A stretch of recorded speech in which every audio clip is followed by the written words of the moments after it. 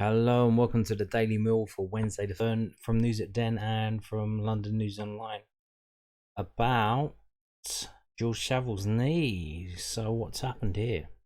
So I told you about this yesterday, and there was a tweet from a Sky Sports reporter in the ground at Bulgaria Northern Ireland game, and he said George Savilles' knee is a problem.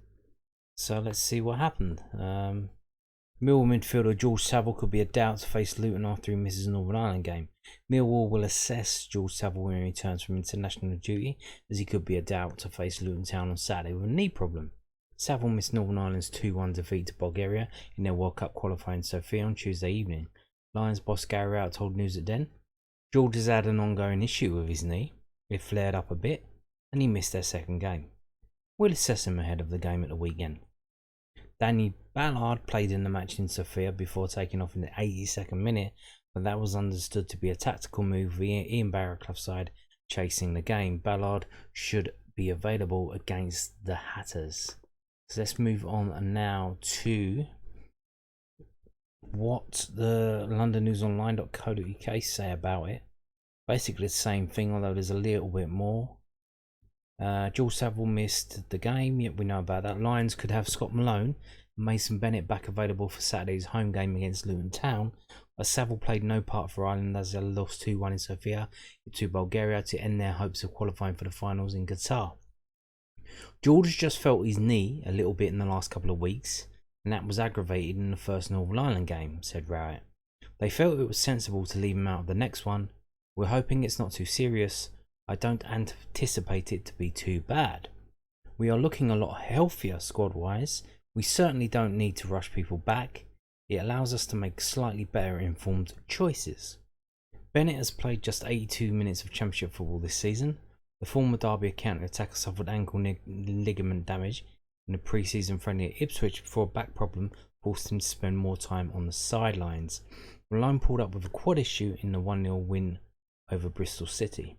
Mason has been back training a little while, and Scotty Malone has done a little bit of training today. We'll see how he reacts over the next few days, said Rowett. Conor Mahoney is not far away. He's been doing little bits, but not fully. I think he'll probably still be a doubt as to whether he'll be available for the weekend. So there's your daily injury update of the injured players. 1 may be injured, 2 coming back, 1 still out. So let's move on now to Tyler Burey. So the Hartlepool manager has been talking about Tyler Burey, and he's hopeful that they get him back in January, or they get him back in November and they extend the loan in January. So the loan was only supposed to be until January, and the idea was that if he does really well at Hartlepool, I'll read the story and let you. Yeah, he says this is from the Hartlepool Mail.co.uk, news you can trust since 1877. Tyler Burey's injury could benefit Hartlepool United when looking to extend loan deal from Millwall. Tyler Burey is set to make his return from a serious hamstring injury in late November, but what does the future hold for the 20-year-old at Hartlepool United? Burey would have been out for the best part of 3 months when he returns from rehab at his parent club Millwall. At that point, he will have little over a month left of his initial loan deal, which is set to expire in January. Given that Burey remains Pool's top scorer this season with 3 goals in 4 league starts, that's impressive, but not impressive for Hartlepool that they haven't got another player who scored as many goals, scored more than 3 goals in all the games they've had so far. But manager Dave Challoner admits no official discussions have taken place with Millwall regarding the winger's future beyond the turn of the year. I think the way it would work will be to get Tyler up and running and see where we're at, where he's at and where Millwall are at, said the Pools boss. At the start of the loan, they'd have been hoping that he'll get into our first team, do well, and then see where things are in January, and potentially clubs from higher up may be interested. Without sounding the wrong way, the injury may have benefited us a little bit in the fact that he came in, he fitted into the team brilliantly. He was developing into someone who could be a big asset for us. Hopefully he comes back the player he was. I have no doubts if he can get back in our team and he's back enjoying his football, he's developing the way that he was. I think he will be a good fit for everybody. So they're hopeful that the setback that got him injured will stop him probably being recalled by Millwall and loaned to maybe a League One club. And he'll go back to Hartlepool and help them stay up, or maybe get him in the League Two playoffs. So that's something to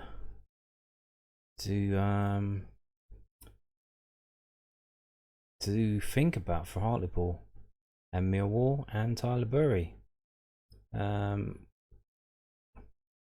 We will see. Now, I'm going to move on to this. As being International Week, everyone's struggling for content, and no more than SkySports.com.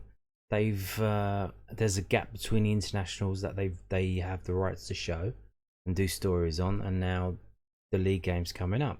So during this gap, they've filled it with a roundup of Championship fans. How did the Championship fans rate their club season so far? So back in the old days, you would talk to the fanzine editor. What's a fanzine? Exactly. If you're a young person, you probably have no idea what the fuck that is. It was a magazine that fans wrote, hence the name fanzine. But that's been replaced by podcasts and YouTube channels and all that stuff. So I thought we'd have a little look at how we got on. So they asked Nick Hart of the Act on Millwall podcast what he thought of the season so far. So let's have a read of this and see if you agree or you disagree. So, how is your season going? 6 out of 10. There's a Millwall internet meme doing the rounds depicting manager Gary Rowett as a shark from the classic movie poster for Jaws, only with Draws as a title, which says it all really. How's the manager doing? Rowett has been cursed with bad luck, injuries and more bad luck for seemingly forever now, forcing what many feel was a rather negative style on the Lions. Bringing a den crowd into games will be key for Rowett as an increasingly fully fit squad look for the home wins. Best player so far? Jed Wallace, our main creative outlet and top scorer up to the international break. But if it surprises you're after, tucked in just behind Jed is Murray Wallace. No relation and less well known, but a fantastic season so far for a very reasonably healthy as a squad and can turn our difficult to beat reputation into wins. There's no reason why Lions fans can't start to dream a little. Predicted finish 6. So even after the bumpy start, the lack of wins, and still heavily optimist. 6, he reckons. 6. Do you agree with that? You disagree with that? I mean, a lot of people probably thought that at the start, before a ball had been kicked, before the start of the season. But after what's happened so far, do you still think that? No, it's entirely possible. It's nothing's set in stone now, but patterns are ongoing between our patterns from us and patterns from the other teams, and we will see. Top 10 finish would be reasonable. We finished 8th and then 11th. So finishing top 10 would be an improvement on last season, but not finishing 7th, 8th, 9th or 10th is not getting in the playoffs. And if you're not in the playoffs, what are you doing? Just finishing 10th every season? Like, what was it Charlton were doing in the Premier League? And the fans weren't happy, no one was happy. Like, all we do is finish 10th every season. We don't get in the Europa League. We don't do anything in this league. We just finish 10th every season. And then they sacked Alan Kirbishley, and now like they got relegated and they're turned into an absolute disaster. And they're floating around in League One, so at the bottom of League One as well. Could be going into League Two. So be careful what you wish for. So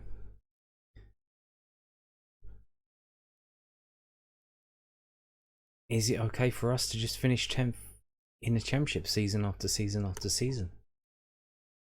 Would it be better than playing in League One? Or will you be bored out of your fucking mind?